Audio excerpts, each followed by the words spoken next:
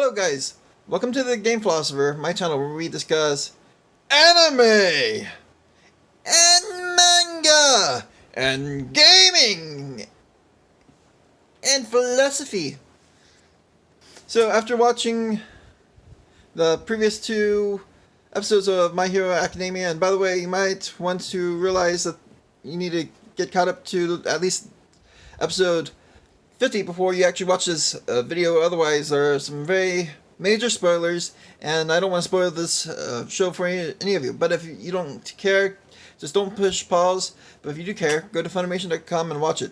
And after watching the past two episodes, I actually realized one thing about the show, and it's something that I felt so silly about that it hits me right in the face really hard.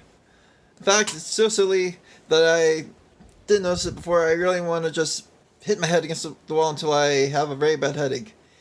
And it's that My Hero Academia does not just show you the way that these guys became a hero in this fictional universe, but it teaches you how to be the hero. So whether you are without any talent or you have talent, it's showing you that you too can be a hero. And it's just simple that when All For One is defeated, All Might, who's injured to the point where he can't really do anything anymore, points to the camera and says, "Now it's your turn." The audience of the news thinks it's talking to the villains. Deku thinks it's talking to him. But it's simple. He's talking to you. And proof of this actually comes within some very common themes I've noticed in the whole entire show. In fact, it shouldn't even be surprising because in a lot of animes, they actually have an underlying philosophy behind each show. Berserk had one, Inuyasha had one, Dragon Ball had one, even though it's kind of more of a comedy than anything. One Piece had one.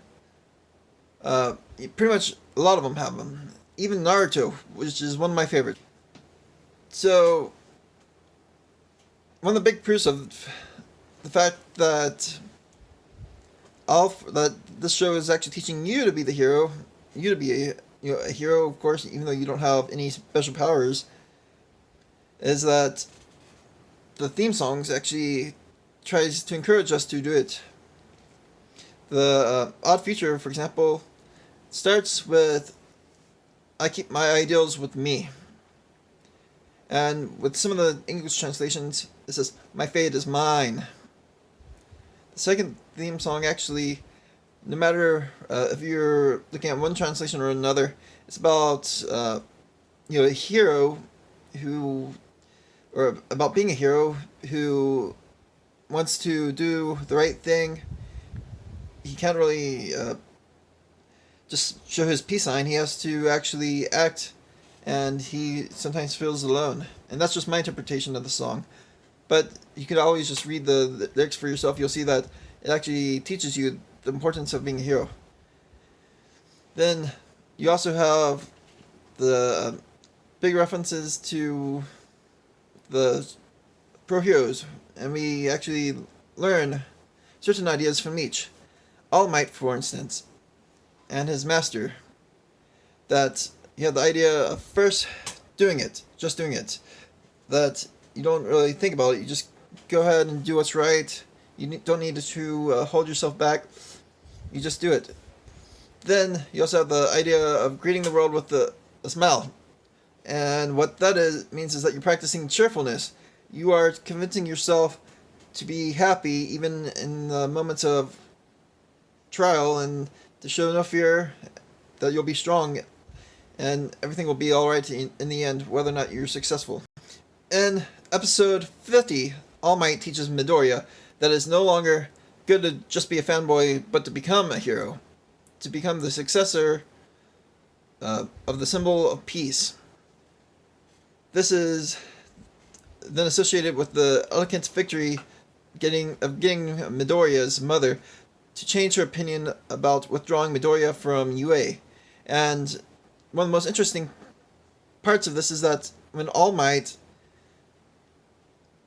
is approaching Midoriya's mother, he's actually listening to what her concerns. And a lot of times people don't do this because they only want to think about themselves, and that's not really good for people who are practicing ethics and morals, because no man's an island, we have to cooperate with others. And he didn't have to bow to Midoriya's mother and admit that he did wrong, and that he will try to help him out in the future and to fulfill his way as a teacher. But he did anyway, because he knew that was the one way to help Midoriya out and to get people to be happy with everything. And not only do we have the action of All Might here, which is very interesting, but when we consider the characters of Bakuga and Midoriya, they actually represent two different types of people who are actually well set to doing the right thing. Under certain conditions, that is. Bakuga may be angry and arrogant, but he wants to be a hero as well. And he has all this talent, all these necessary quirks. He's the type of guy who's pretty much doesn't have to work for what he has, and so he's the type who, by necessity, has to do what's right. Otherwise, he will do a great evil.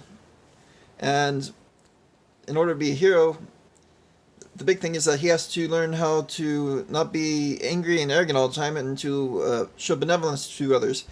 That is, to show a little bit of love towards his fellow human being, and to listen to them and understand that they all might be weak, but that doesn't mean that he doesn't need to rely on them for help. Now, Midoriya, on the other hand, he is pretty much like your average person who has no skill. He was actually picked on a lot as a child because of it.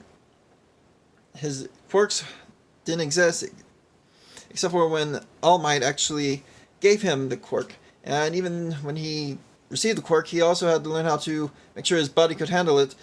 And so he spent a lot of time injuring himself and getting really, really strong so that he could no longer have to suffer this pain from using the quirk.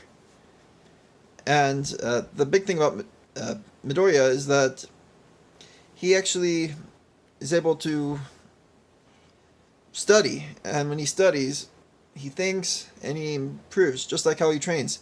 He looks at what he needs to do to improve, and he does it. Then he uses those skills with happiness to try to help people out. Now, there are some issues with Midoriya too, not just with Bakuga. He really needs to keep to his ideals, because if he ever gets rid of his ideas, he's obviously not going to be a good hero for long, and he will be broken and useless.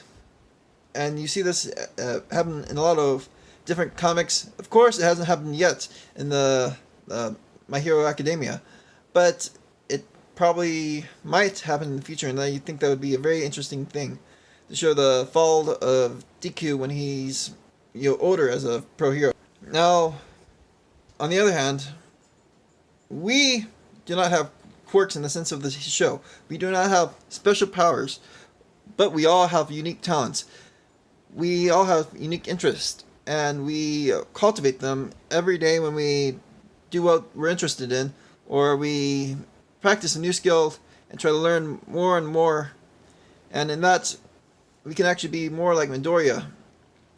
But assuming that someone has a lot of money, a lot of talent, they didn't have to work a day in their lives, pretty much the type of person who probably is 1 in a million, assuming that person, they're going to have to do as Bakuga does and fight his anger, fight his arrogance.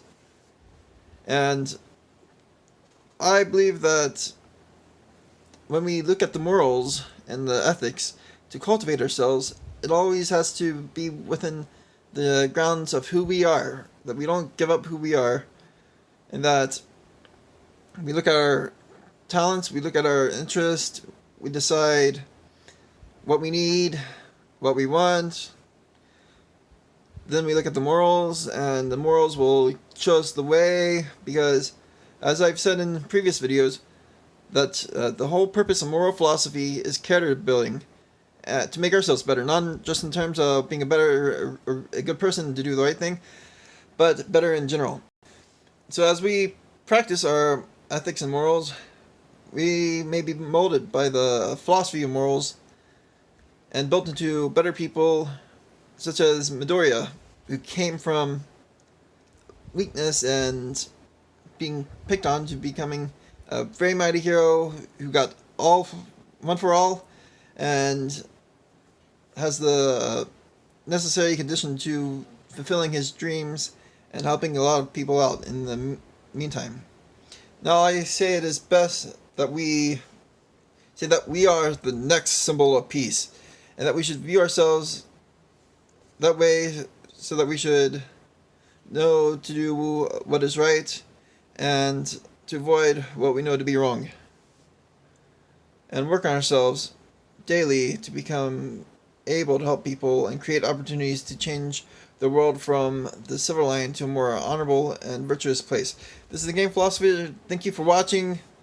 Please like, comment, subscribe, hit that bell button. As I'm going to tell you, do good, guys, and have fun.